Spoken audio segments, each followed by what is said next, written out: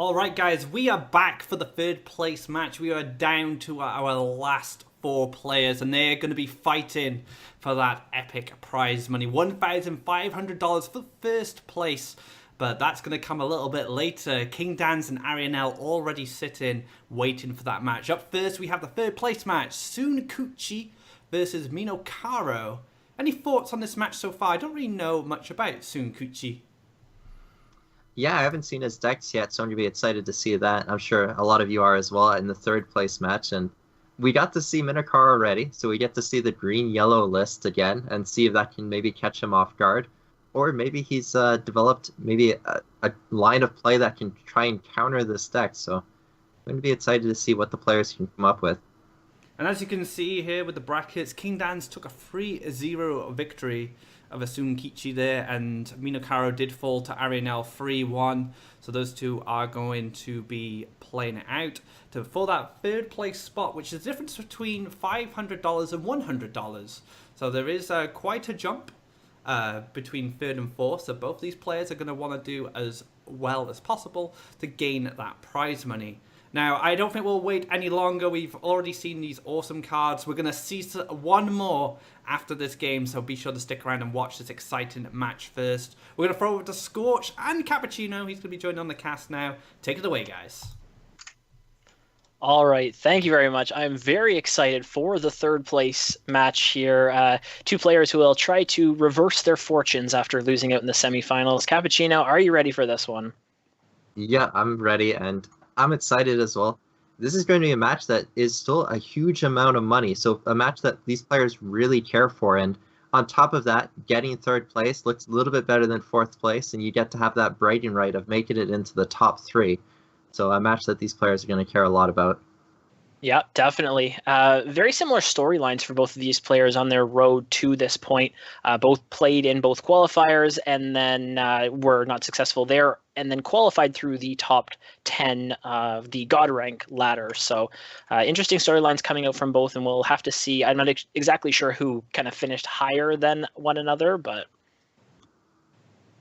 Yeah, and from what I was hearing, just from people that in the Korean channel, we got to see some of Sunkichi's decks, that he was playing a green-red Crackthorn list, had yellow events, and then a blue as his third deck. So just with some idea of what he's playing, we know that green-red Crackthorn is a deck that can do really well against green-yellow Rush. So we'll get to see whether or not, if that's his first deck, whether he can build up a fort against the Rush. Yeah, so of course it does have good answers to whatever Minokaro was going to bring out with his green-yellow rush, as well as having really good land development. But that's really going to depend on not only the opening hands, but the information if these players were watching either our stream here or the Korean stream for Minokaro watching to see what Sunkuchi's playing. Okay, and starting this off, Sunkichi with two taunt creatures, both Wood Ellies in his hand. The Firestorm probably going to get tossed away, but I'm curious whether he's going to keep both Wood Ellies or whether he tosses one. It looks like he is going to toss one. Yeah, looked like keeping both of the Wood Ellies there would have been really strong, not only for the taunt like you were mentioning, but for the land development as well, if he had that information about what Minokaro was bringing. Now that said, he does find Axe Grinder, and so it's going to set up a turn one collector. Like, very fortunate to find that as a creature. And Minokaro looking like he has a bit of a rough start. Ideally, in these matches, you want to look for an Oakling in your starting hand. You know, get that on the board, just start walking up, and then either find the Feed the Forest, or just have it as a threat that the opponent wants to eventually kill, and you get the buff that way. Yeah, it definitely seems from the games that we saw of the semifinals for Minokaro that you really want those Oaklings as early as possible. Sometimes that can kind of get stuck in your hand where you have the Oaklings on board and nothing to get the buff onto, but it doesn't work the other way around when you have the Wind Soldiers early but not the Oaklings. It really is very dependent on getting those buffs down. Yeah, and Sunkichi just setting up to collect Faeria. Doesn't want to do a double land and develop the Horse Master because he plans on playing the Wood Ellie next turn. He wants to just build up a fort around his orb and just make sure that Minokaro has a very limited amount of openings to get those face attacks in. And now we do see that Oakling into Minokaro's hand. Doesn't play it there because that probably reveals what you're playing, especially with the second forest aggressively. You're very much showing off that you're going for an aggressive type of a deck. He also doesn't have another creature in hand. If that Oakling were to be killed off, then you lose out on that buff, which is very important for the deck. Yeah, and sometimes from the green-red Crackthorn decks, you'll see them sometimes push up one side if they have an aggressive enough hand. We could have seen from Sunkichi just double land, step up with Axe Grinder, then play the Wood Ellie to get the forest at the top right wall. And that would have helped set him up to just go a little bit faster. But I think in this matchup, when you have enough taunts, you can just surround your orb, like I mentioned previously, and try and just prevent Minnow from getting these attacks in. But Minnow, with that Oakling, looking like he's going to have a very strong opener. Yeah, like you said, when you're able to play this defensively, obviously the deck also runs Grove Colors, running Horse Masters as well, so you're able to turn that defense into aggression very quickly with just one creature and start putting your opponent on the back foot. So Sunkichi just going for this very defensive start.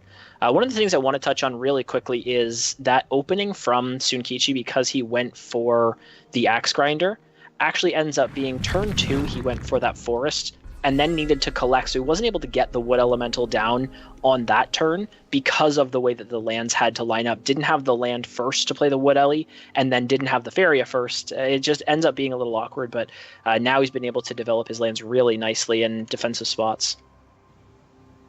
Yeah, and Minnow now picking up Earthcraft, so he's starting to find all the pieces that he needs. It's just haste creatures now, honestly, as his final piece of the puzzle. And with that Oakling feed and Earthcraft as more draw, he might even be able to find it. Earthcraft is a really good pickup there, just because, like you said, it does cycle further into the deck, but it also allows him to play 2 deserts on this turn and set up not only 2 positions, but it would have allowed him to play a creature there if he had been able to find one, but unsuccessful in that. Is just continuing to stack Faeria and now buffs. So once Minokaro does find, whether it's a Wind Soldier or a Noradrim Monk, he'll be able to unleash a ton of damage right away. Yeah, and this is a little bit of part of the issue of what Sunkichi's done, is by doing this much of a defensive start, he didn't set up any of his creatures to get Horsemaster to go face immediately. Sometimes you see players sacrifice a little bit of Faeria or build up one side so that they can immediately turn on the aggression against this green-yellow deck. But now he's in a situation where he can't really rush up to the enemy orb, and making lands is still going to take a couple turns. And it may have just been a situation where he was thinking it was just green, just a green rush. This is the first turn that he's now having to respond to deserts coming down. It's not like without that Earthcraft, you would have had a desert and then a second turn to kind of react to more deserts. But yeah, I would expect Sunkichi I can play the Mountain here to get his up to his Crackthorn, but doesn't have a Crackthorn currently. So I'm not really sure there why you wouldn't just push double prairies up even the left-hand side of Minokaro's lands. Yeah, and he's actually going to go for teleporting his Wood Ellie in fear that maybe a Wind Soldier would kill off the Axe Grinder, and then he goes haste down on the far right side, and he wouldn't be able to fortify himself against that. Still actually not able to defend from that if the enemy did have a Wind Soldier to clear it and another haste creature to go face. Minokaro picking up a Choking Sand, really good. Clear off the Wood Elemental if he needs to find an attack angle around that taunt. And then picking up another Feed the Forest, just not finding a creature. And he's going to have to play something on this next turn just because he's getting to a full hand. Yeah, so previously, I want to mention this. Before, with the green-yellow rush list, you would have a Doomsday instead of that Choking Sand. So you would drop your Oakling, and then you would Doomsday, and you'd go to 0, but you'd have a +5/+5 on one of your creatures. But then the enemy, often in situations, had like 15 Faeria still to work with, unless they had tried to counterattack too early. So in this instance, it's almost like Choking Sands is actually better than the Doomsday. So in this instance, it looks like it's going to work out very nicely for him. Yeah, and just like you're saying, to touch on that Doomsday point, this is playing this Wood Elemental for Sunkichi. You would never do that when Doomsday was so prevalent in these type of decks, just because now you're committing more resources onto the board that you really don't need to. You lose more value when that Doomsday does come down. Now, Minnow still needs to find some haste units. I don't know if he's cut followers. I know in the past he used to only run 1 or 2, and judging by the fact that we haven't seen any yet at all, I'm starting to wonder if he's just cut them completely. And the second Wind Soldier found. A lot of Faeria to be used by Minokaro here. 6/11. He has to go really 17 damage. Now He has 19. to go really fast. There's a chance you have lethal here already. He has enough Faeria and cards for lethal if he goes for it. We're going to have to see what comes off of the prayer and I guess the second Feed the Forest then.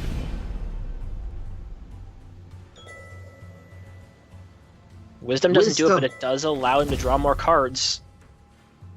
He can choke his own Oakling. That's lethal. Did he find it in time? The choking came down. Unbelievable sequence of a turn here from Minokaro. He was just really waiting for this haste creature to be found. Finds the combination that he needs in an unbelievable turn. Wow. And that is the power of the green-yellow rush. And, you know, you think about it, it's like, oh, Doomsday got nerfed. That deck's done for. But there you just see, choking Sands can sometimes accomplish an even better result than Doomsday. And this deck gets to showcase just how strong it can be.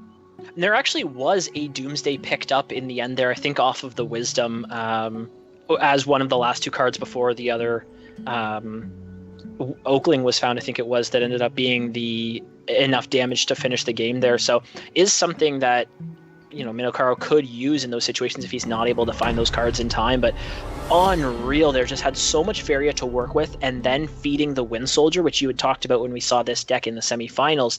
Just really incredible sequencing.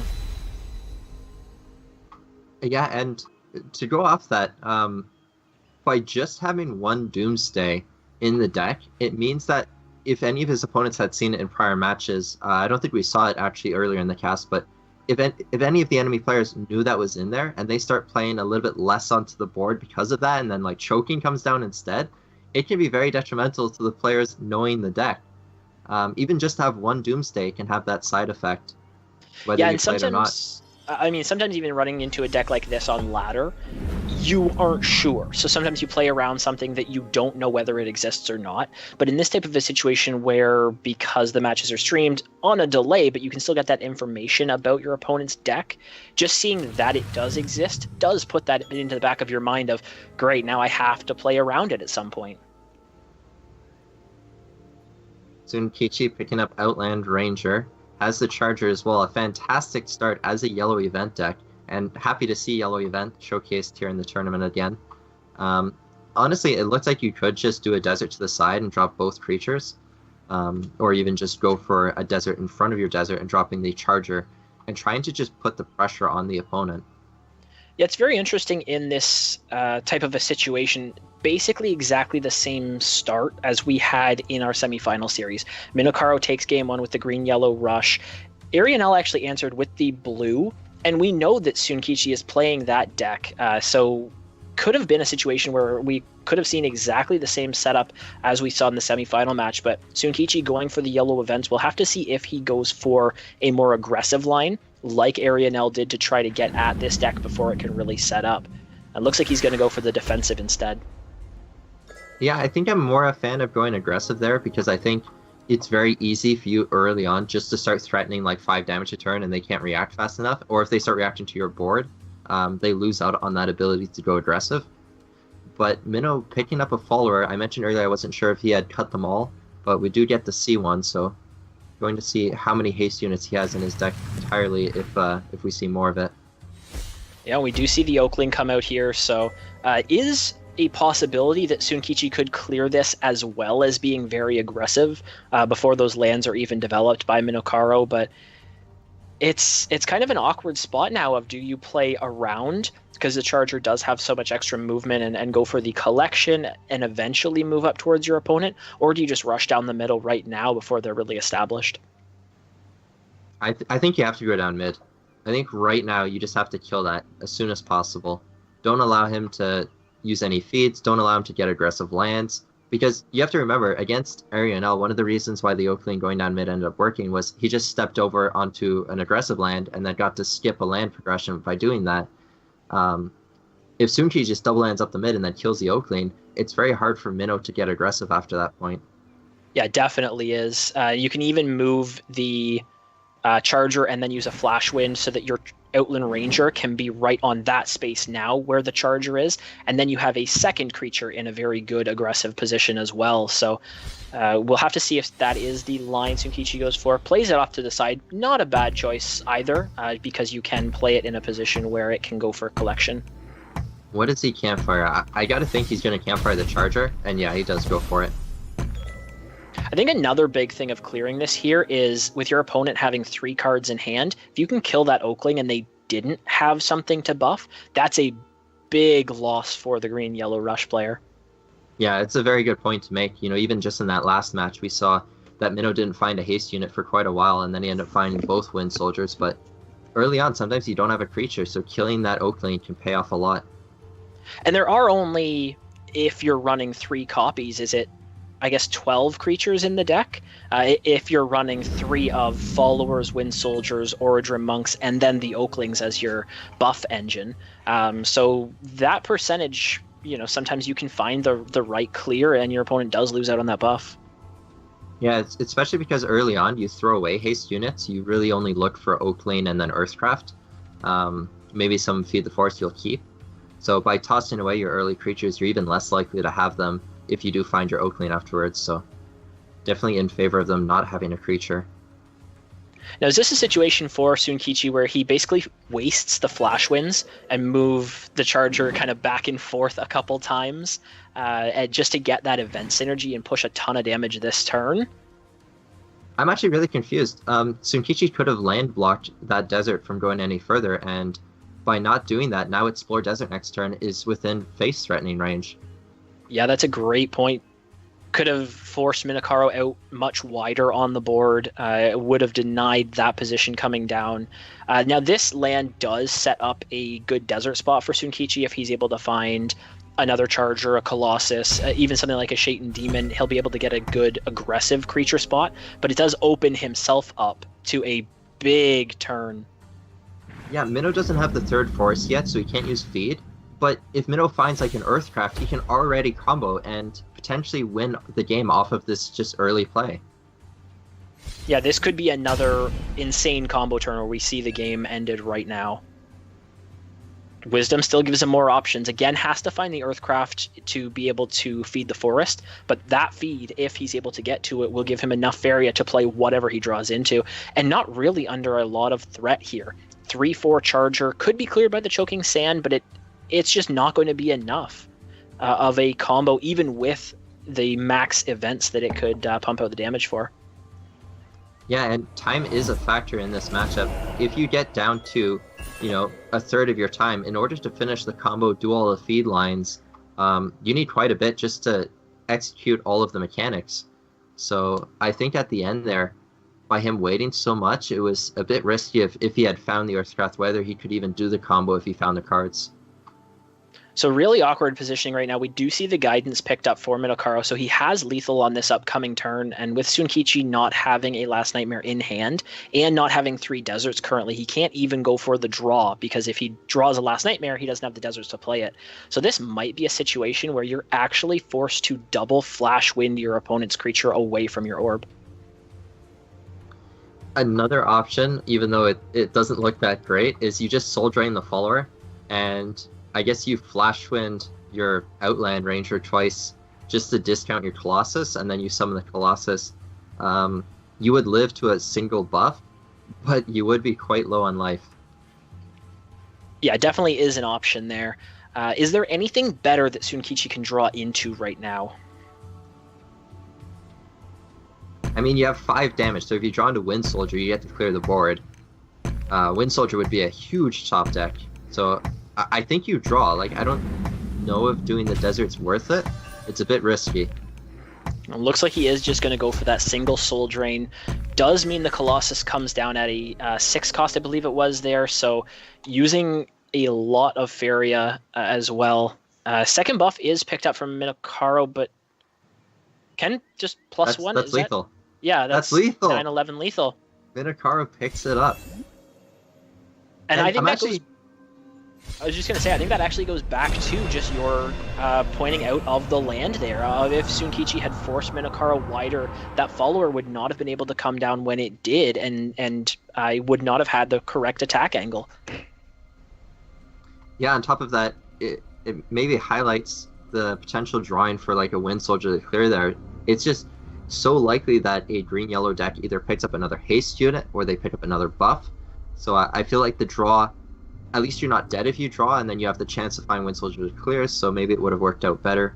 And even with the Colossus going aggressive, you weren't set up for a 2-turn clock. You were going to have to hit him, put him to like 12 life, and then hit him again, put him to like 5. You needed quite a bit in order to finish that off.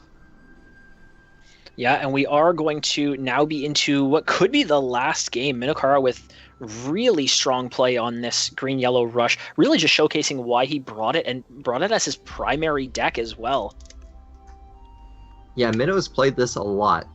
Even against me, you know, I've made fumbles against this in my tournament play against him, where I was just caught off guard by the amount of mobility you have with this deck. You know, suddenly out of nowhere, double land, explore, earthcraft, and then you're already on the opponent's orb.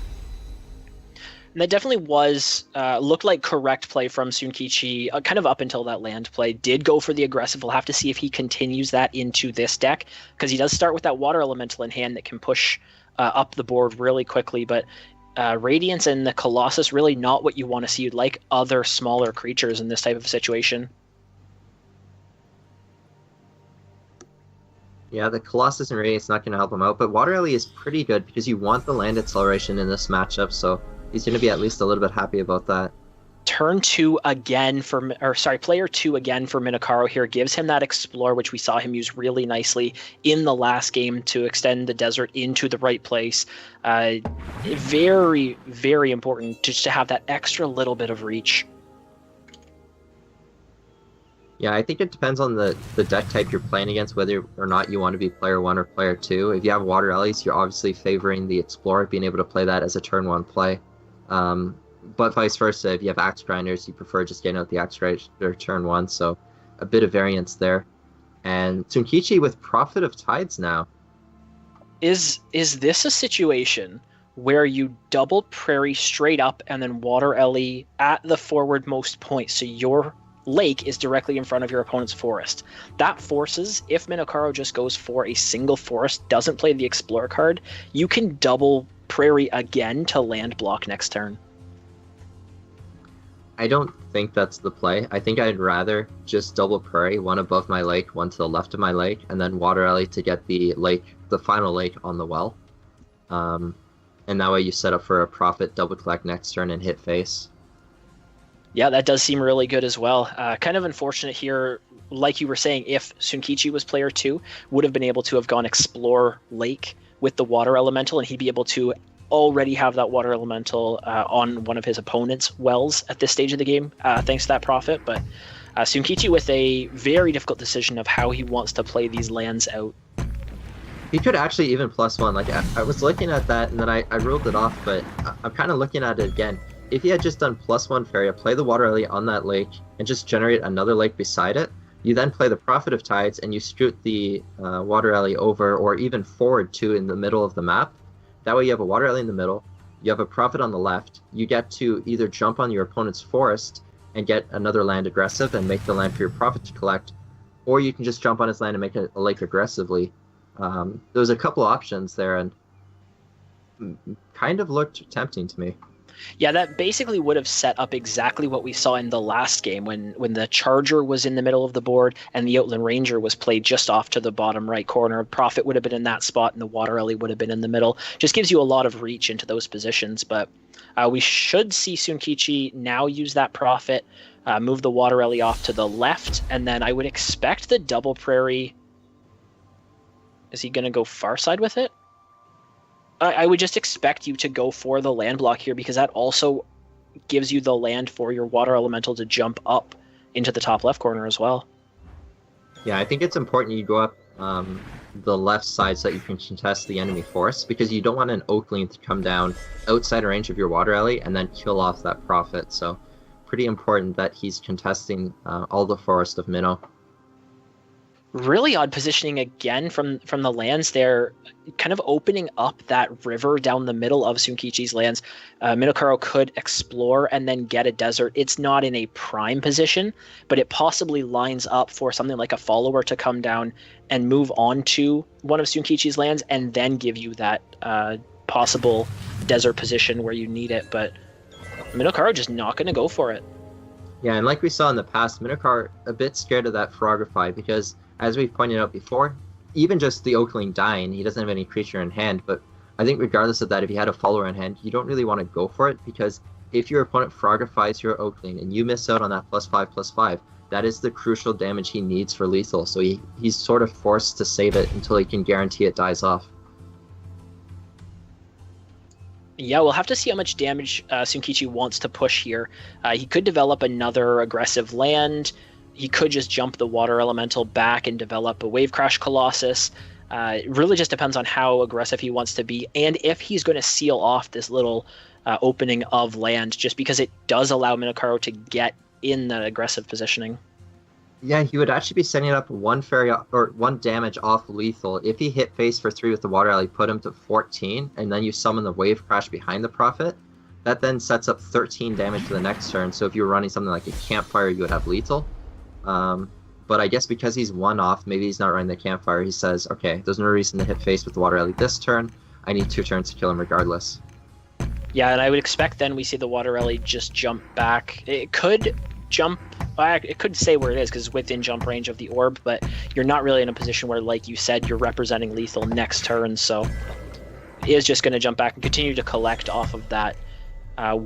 Is probably looking just to set up for a Frogify when either the Oakling comes down or whenever the first haste creature comes down, if it's not enough to be lethal. But there's the Mirror Phantasm. That would have represented lethal this turn. That would have given you that little bit of extra damage.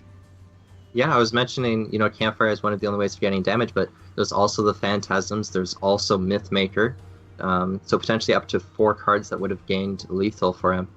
And a bit unfortunate he didn't go for it. Now, Sunkichi is still in a very good position. He's going to be able to deal 10 damage this turn. Could set up a Triton Warrior, but maybe then you're overextending a little bit into Doomsday like we were talking about in the earlier games. So I would expect maybe we just see that Water Elemental jump up to collect, hit face for 10, and then pass. Whether you set up defensive lands or another aggressive lake behind the Colossus on the well there, it's tough what to do with your land, but I definitely wouldn't expect to see another creature come down. For Sunkichi, I think the line I'm looking at is you just lake in front of your orb and you drop the warrior, and then the Water Alley jumps up to double collect and you hit face for 10. Interesting going for the block on the desert because there are 3 open spaces there. Minokaro could just develop another desert and he'd still be able to attack the orb. So there's no way that Sunkichi can block all of the access points, attack points here.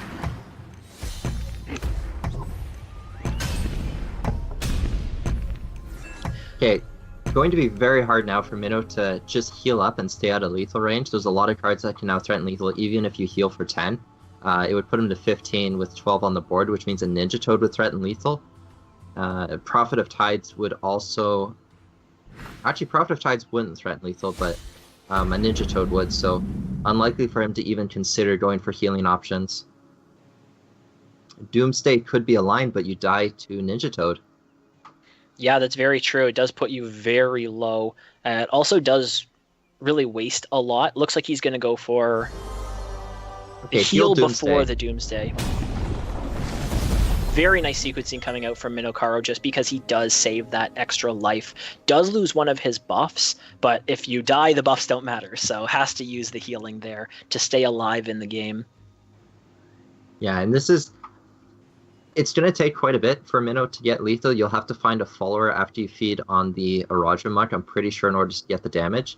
Because you won't have enough Faeria to get off everything.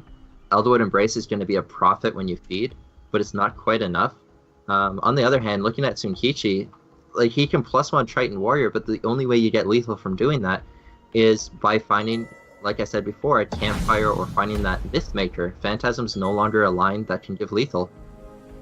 Yeah, so this is kind of what I was getting towards in the last turn for Sunkichi, where he played the Mirror Phantasm, because he committed so many extra resources into the board. When you're playing into a Doomsday situation, now he's very limited on Faeria. Instead of a situation where he had played the Warrior, even defensively in front of his own orb, like the play that you wanted to go for, that would have left him with enough Faeria that this turn he could have played the Mirror Phantasm, even without a target to use the extra gift effect onto, is still a 5/5 on board that would have been lethal. Now looking at a one-off situation, and the Monk actually does come down defensively for Sunkichi. Very interesting. Yeah, I'm actually interested by this Minnow going for a more defensive line by killing this off, but when you look at the Faeria totals, Minnow can survive going from a haste unit into prayer and snowballing off that much better than Sunkichi can, because he hasn't been collecting that much from the enemy well. He doesn't really have a Mystic Beast spot set up yet, so not a lot of scaling from Sunkichi at all. Yeah, and Minokaro right now, just like you said, playing the waiting game. He's going to be able to find his two other Oaklings and get to basically a board reset onto the buffs onto these haste creatures again. Doesn't go for making the land. So the line I was just looking at was maybe just using the Wind Soldier and a Guidance to kill off that Triton Warrior. You know, you kill off his only creature. You can step your Monk, start walking it towards maybe the middle, just so that you can get more aggression. But doesn't go for killing it. And now Sunkichi actually looking like he's starting to redevelop on the board, getting to double collect if he looks for it. Yeah, and with that Monk being a 7/2, is it a situation where you want to go for the Frogify onto it, just so that if it is able to attack into the Warrior, it stays alive? Or are you still looking at that Frogify to be maybe hitting an Oakling if your opponent just plays one onto the board without Feed the Forest? Yeah, I think just more importantly, you're looking for just getting that Mystic Beast on the board, because you don't care whether the Triton Warrior or the Mystic Beast dies, as long as either of them are threatening face. That's the play you're looking at.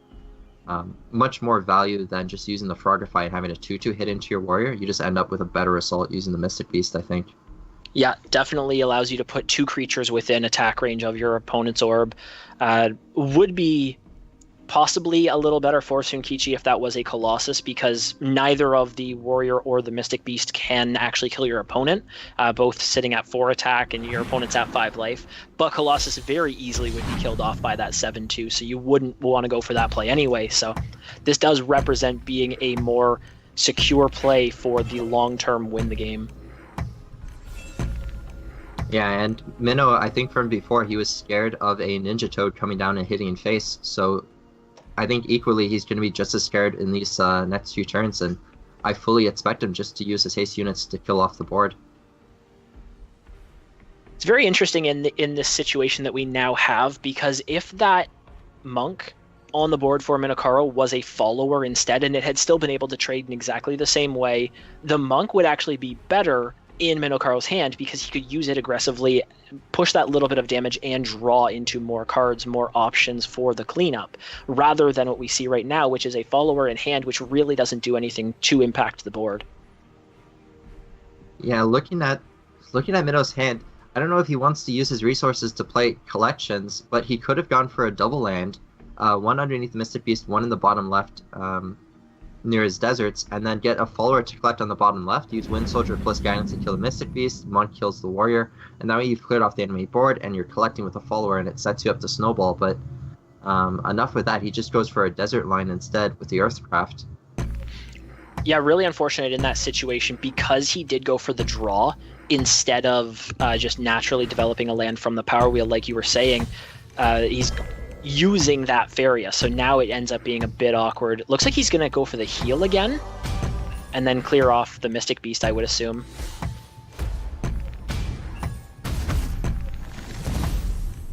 So with Embrace Feed, there is the possibility of him finding a lethal scenario, depending on his draws. You know, if he finds even like an Oakling off the top and he collects with a follower, feeds on the Oakling, hits the Wind Soldier, finds another way of feeding off the Wind Soldier, could very easily find lethal damage. But that said, he doesn't quite have enough. He's been using his resources to control the board, and Sunkuchi is able to set up lethal for the following turn with the Battletoads line. Yeah, Battletoads looks like it's going to be very good here. Another important thing to note is Minokaro picked up that Choking Sand, and both of Sunkichi's creatures were perfectly out of range, sitting at that 4 attack total of the Warrior and the Mystic Beast. So if the Lakes hadn't been in a good enough position for Sunkichi, where that Mystic Beast came down just as a 2/5, would have very easily been able to clear that with the Choking Sands. But now we see the Battletoads come out. Emperor's Command to kill off one of the followers, I don't think is good enough. Maybe you want to use that for a life gain, just to feel even safer? Yeah, I was trying to figure out which is more practical, healing or dealing the damage. If you kill the follower on the left, you deny him the possibility of collecting. But if he plays a haste unit, he's going to collect from that well anyway. So it's a very difficult call. I think healing is better, because he's likely to collect from the well anyway. And does go for the clear there of killing off the follower. Does choose the one, like you mentioned, that could have stepped back and collected. And we do see another Feed the Forest. Yeah, with that feed pickup, he didn't find an Oakling off the top or anything like that, so he can't do Oakling feed combo. But he has the ability to get lethal with a potential line of draws of Munch, Embrace, Feed into... Is that even enough already? It has to be Prayer right now so that you can feed again, I think, and doesn't find it. So Minokaro getting that deck eliminated will have to showcase some of his other decks that he wasn't able to perform with against Arianel. So this might be the chance for Sunkichi to make a comeback. Yeah, so really interesting. I just want to go back to this of the way that the lineups have now played out for both of these players, because this is exactly the same way that we saw it go in our semifinal match. Minokaro took a game with the green-yellow rush. Sunkichi went for the yellow events deck instead of his blue deck that he brought out there, which was exactly the way that Arianel won, was going to that blue to counter the green-yellow rush. So I think Sunkichi really could have gone to that instead and now been at possibly 1-1 instead of down 2-1 and still down to his last deck.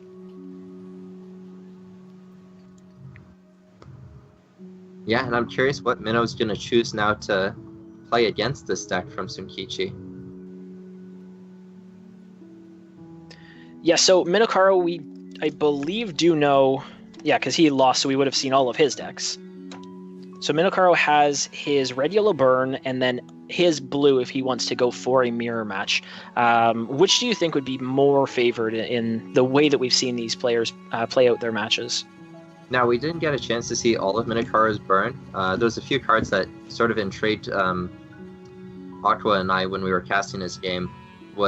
We saw Soul Pacts, and we were trying to figure out what he cut for them, as it was a bit strange to see in the list. We will have to see. We also saw a Hellfire as the kind of end game, and we didn't end up seeing any Scourge Flames. So it could just be that you're looking at a red-yellow burn, but only going to 2 of each land requirement instead of getting to that Scourge Flame. But never mind that, we're going to see the mirror match. Yeah, I was thinking that he would run that into blue, because I thought it would be a bit more favored than his blue deck against it, but never mind that. He's just going to go in for the mirror. Pray to the RNG gods that the cards will bless him. And both players starting off with what looked to be good starts with the Battletoads, and Battletoads picked back up for Minokaro after he mulliganed it away, and a Water Elemental and Battletoads picked up for Sunkichi, so we shall see a lot of early creature development here. Yeah, this time though, Sunkichi, finding that Explore card, gets to get out the Water Alley on turn 1 if he goes for it. We'll have to see if that's what he goes for. It's possibly kind of a difficult decision. If you had the Prophet of Tides like Minokaro does, I think you definitely lean more towards the Water Elemental, just because you're able to have that creature down and then use the Prophet on turn 2. But in this situation, does go for the Water Elemental anyway. And having that Explorer is always so nice for these movement-based decks, because you get the land right in front of your own orb, and then you get the land perfectly on the well. Yeah, I think something that you can debate sometimes is whether you want to... In this case, it would sound a bit weird, but you can sometimes just double land as a player 2 turn 1, and then do your lake, drop the Water Alley at the well, explore, and then make the lake, the second lake from the gift effect at the top right well. And that would let you get 2 optimal lake positions at the cost of 1 Faeria, because you'd miss out on collecting if you had summoned it the turn before. So sometimes you see players go for that, but he decided to get it out early. And we do see Sunkichi in a position where he's now picked up 2 Mystic Beasts. So if he's able to find a land movement, he would be able to get one of those very impactful cards down early in good positions, but he doesn't have that land development or that land movement to develop as aggressively as he'd like to here. So see the Battletoads, and we'll see these players continue to play a little slow, I think. Although Minokaro does have the profit, so he could make a big play. Yeah, Minnow, though, doesn't find any augments for his creature. He doesn't have the Mythmaker or any Phantasms to hope for. So going to have to play it a bit slow, and that Water Alley is actually contesting a lot, because you don't really want to use the Emperor's Command just to have a Toad trade into a Water Alley. Especially in a blue mirror, you want to hold those Emperor's Commands so that your opponent never really feels safe playing the Forbidden Library if they are running them. He's actually going to go for it, though.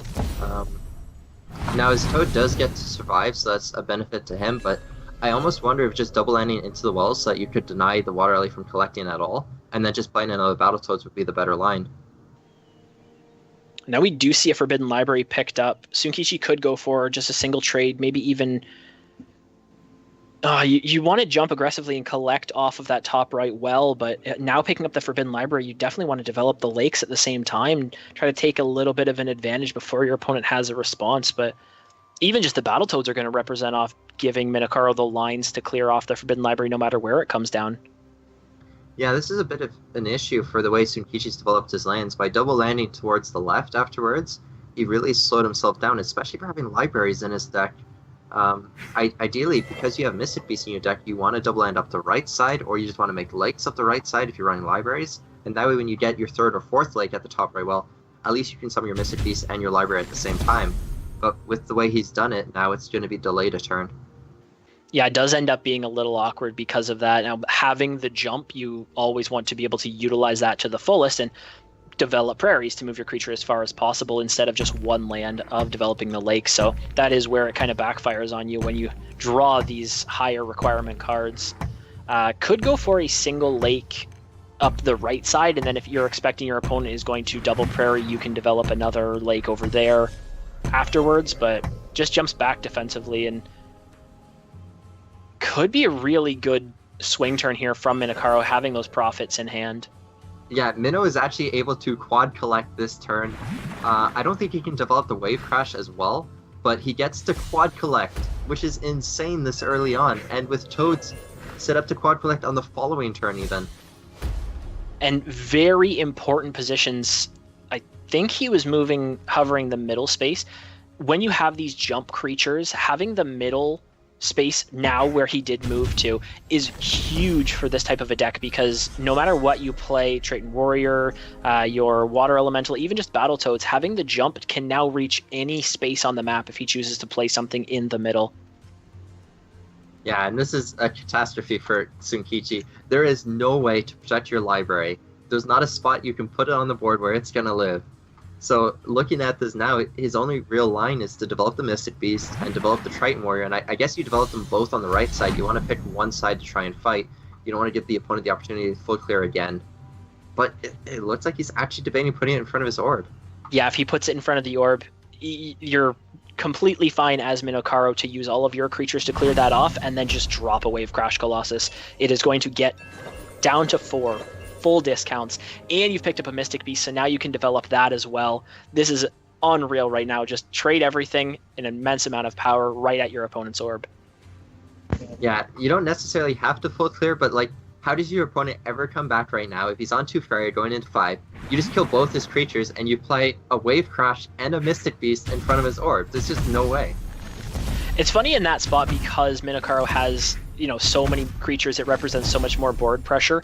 As Sunkichi, you're like, okay, trade, thank you. Like, that's actually good for him. And then you drop these and you go, oh yeah, I guess I can't do anything now. Yeah, I was like, okay, maybe just the Mystic Beast, and then, okay, there's a Wave Crash. Uh-oh.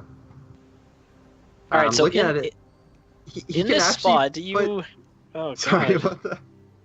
We're probably both going for similar lines. I was thinking, like, you could double prairie up the top right side and just put your Forbidden Library up there. It's the only spot the Mystic Beast can't jump to. Yeah, exactly. Sorry about that, guys. Library does have a safe spot. We're both just so excited to say it. You can put the library in a spot where it's safe to survive, and maybe you can have a chance at coming back if you find a Reaver in your deck, maybe to heal up, but it's still going to be pretty rough for him. Yeah, still is very rough for Tsukichi to come back here because you're facing 11 damage, and Forbidden Library makes that then 13. And then if you can somehow clear off the Mystic Beast, the Colossus is still lethal. If you draw Frogify for the Colossus, you're still 1 off lethal. So it just, even the Forbidden Library, which is your kind of hope of coming back, doesn't look like it'll be enough. And that is the play that he's going for. How often do you see a Forbidden Library at your opponent's orb? Not very often. And as if it wasn't worse enough, Minotaur actually finds Mythmaker, so he can now even Mythmaker his Mystic Beast to trade into the enemy Mystic Beast and clear off the board again, hit face for 7. And depending on where you put the Mythmaker, can you actually set up lethal? Because if it hits for 1 that's 8, oh, you'd be just off lethal. You can still set up a guaranteed lethal, though, because then if somehow the Colossus gets cleared, yeah, you're still right on lethal here, because you'll put your opponent, if you Aurora the Mystic Beast, you set your opponent to 7, and then if somehow the Colossus gets cleared, you still have 7 power there. Yeah, I was thinking just if you kill the Mystic Beast, but there's no need, you can just go face and guarantee the win. Colossus picked up for Tsukichi is not what he needed. Not sure if there was anything that could have saved him in that situation, but the well played comes out, and that is going to be the game over to Minokaro and the series taking 3rd place in a marvelous performance, not only with the blue at the end there, but that green-yellow rush probably being a big surprise to players throughout the course of the day, but just really showing proficiency on it throughout the games that we saw as well. Yeah, Minnow telling these competitive players, you can't rule out green-yellow rush. You guys need to practice it because it is a very strong deck and manages to secure a 3rd place spot with the deck. All right, with that, we are going to throw it back over to Aquablood, I guess, and Cappuccino still on the desk as well. It'll be Castaccino passing it over to Descacino. I don't know how it goes, but Aquablood will take it away. All right, Descacino. You casted that game. You saw Minokaro get 3rd place against Tsukichi there.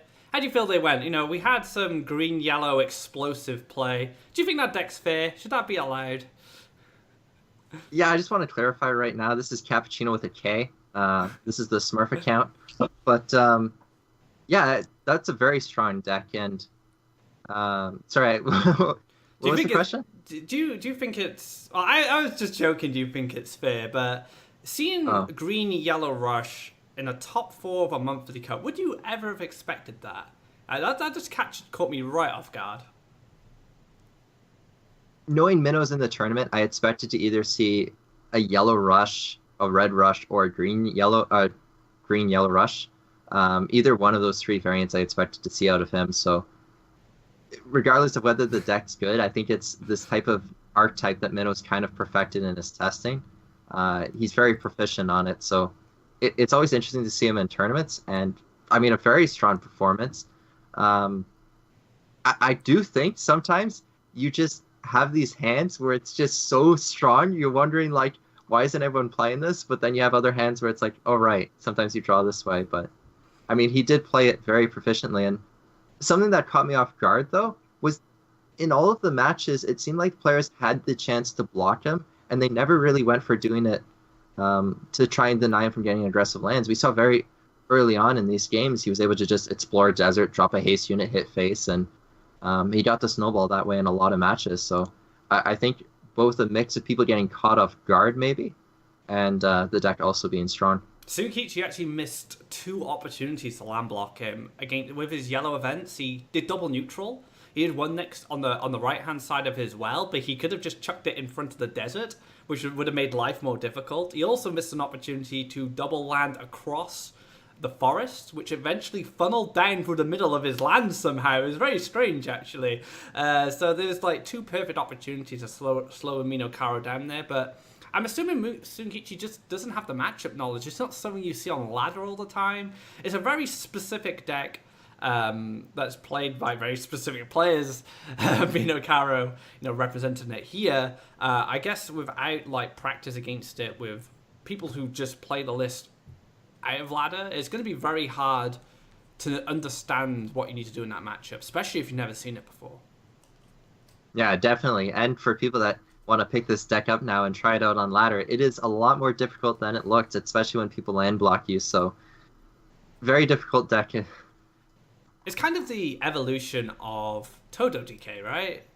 That's the closest deck it is to. Like, they're both very similar in that respect. One uses blue, one uses yellow, but well done to Minakaro. He got third place. He's been working very hard in competitive Faeria to get a good result, and he should be very proud of what he achieved here. But also to Sunkichi, top 4. No slights if you hit top 4 in a monthly cup, representing Japan as well. So big shout out to all the Japanese players and fans out there. And I hope you guys gave Sunkichi your support.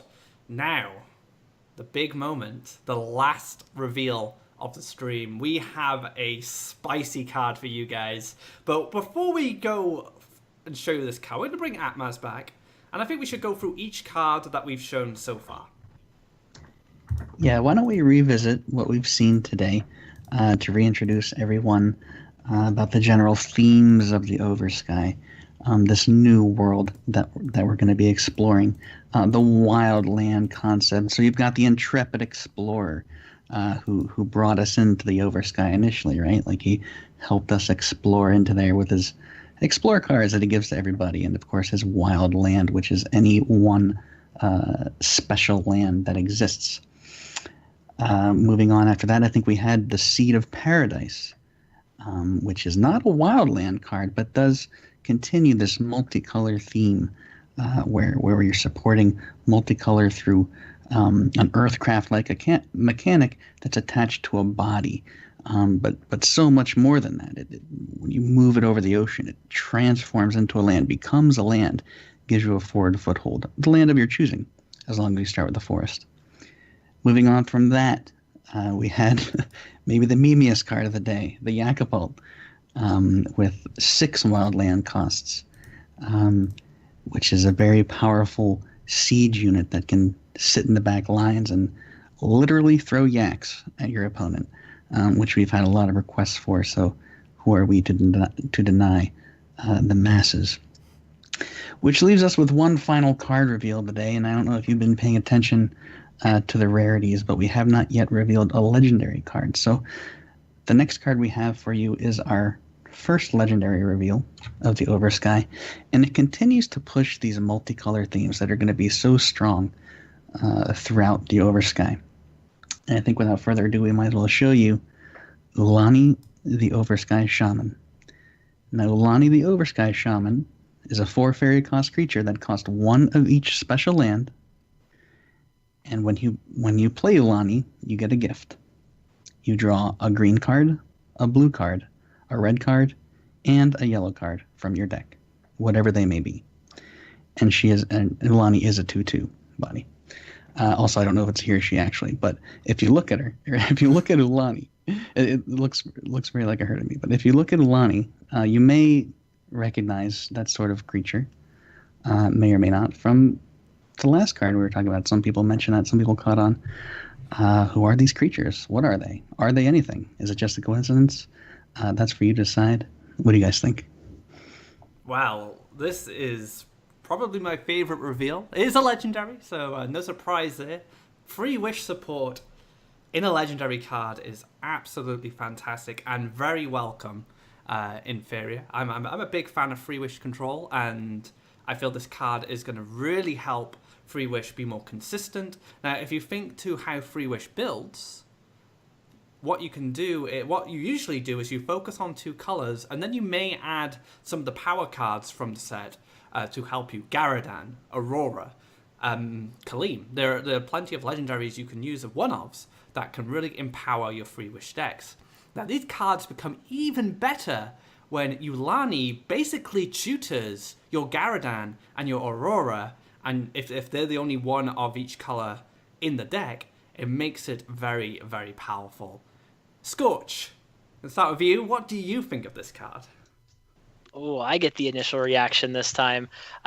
So initially, kind of the thought of, because it does give you just one of each monocolor card, is what does it do with multicolor cards? That's, I think, a really big one.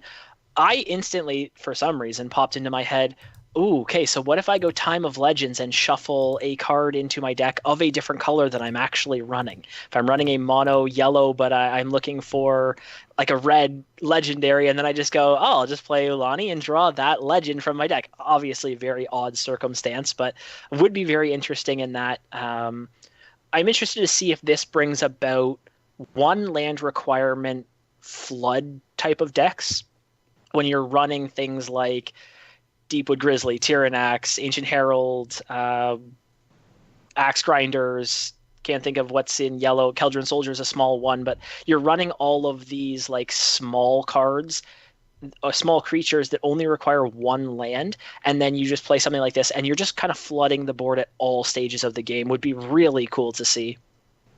Cappuccino, any thoughts? Yeah, you kind of beat me to it. I was thinking, the all-neutral deck. Guys, my neutral deck, this is perfect. You just play all neutrals, you throw in 4 dragons, and you play this, and you pull all your dragons. You're like, all right, I got Tathred Garridan, I got an endgame. But, yeah, this actually adds a lot of consistency to decks where you would commonly just run like a one-off card. So if you're doing, like in the old days, you would do a blue-red deck where you'd run like 3 Groundshaker and Garridan, and then it'd be like the rest of it was blue cards. This would help pull that Garridan or pull those Groundshakers as well as draw blue cards. So it'd kind of be like a lore thief in that instance, but a bit more refined at what it pulls. And if you're playing more than 2 colors, you can get more value as you're pulling more cards, and definitely some really cool things you can do with this. I've played a lot of 3-wish decks where you run just all the value cards. You run like Axe Grinders, Yaz was pointed out, Groundshakers and stuff. And just pulling those cards and having them available is a ton of value, especially when you run followers, and so you can get that quick collection by collecting with the haste. Yeah, it's incredibly powerful, not only because of that, you're paying 4 Faeria, so you're paying essentially 1 Faeria for each card. And you get a 2/2 out of it that's going to collect, so it doesn't die to Groundshaker, which is always very nice. It does die to popular removals like Cypher's Wrath and Soul Drain, no doubt, but still they have to invest that.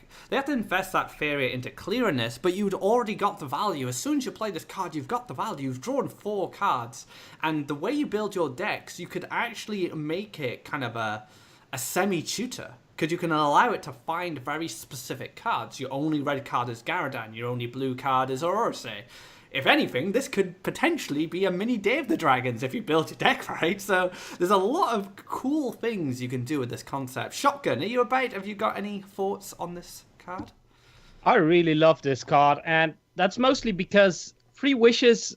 I love 3 wishes as a concept. I love it, but the problem is it's very slow, and in the early game you don't really have much to do until you have 6 of each or 8 of each 8 lands, basically 8 special lands.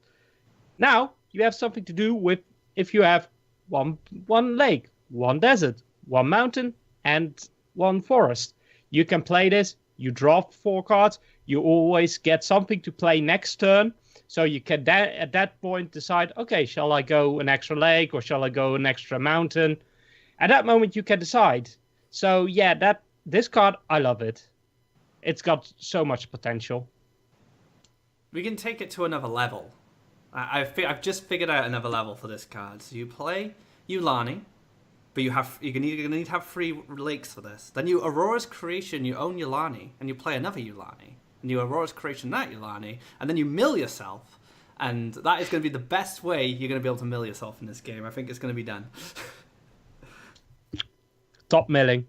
Top milling. Atmaz, any thoughts from you about this card? I mean, I think everyone has summed up my thoughts about this card. And I think the 4 cards in general just speak a lot about where the Oversky is going and where you can expect it to take you as far as multicolor. Yes? Sorry, I just came with the best thought ever. And this isn't about this card. It's still about the previous card, Jacopult. So, think about this. Mistral Guide and Jacopult. Mistral Guide says when you summon a creature, not when you play a creature. So it should work. Ah, so use the Yaks, launch it from the Mistral Guide like aircraft carrier. Oh my gosh, it's a Yak Aircraft carrier. Is that even possible? I don't even. Is it just Mistral Guide floating around the sky with a giant Wait. catapult in its back? Just hurling Oh. yaks. I'm a bit confused. So what you're saying is we shoot the yaks out of this cannon, and then It's a the Mistral catapult. Guide bats them away. What?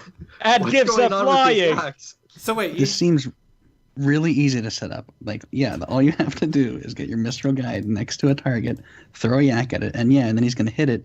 I don't know where he's going to hit it, though, because if you're shooting at your opponent, he's probably going to be far away from you. But maybe not. I mean, yeah, maybe right next to your base, you can have this defense. It sounds really practical to me. It's the best combo I like ever. that. I'm gonna do it. When this expansion comes out, I'm gonna make a Mistral Guide Yakapult deck. And it's going to be amazing. Well done. Yeah, so there's probably a lot of stuff like that nobody's even thought of yet. Shotgun has that patented now, so any deck you make like that will have to have his name in it.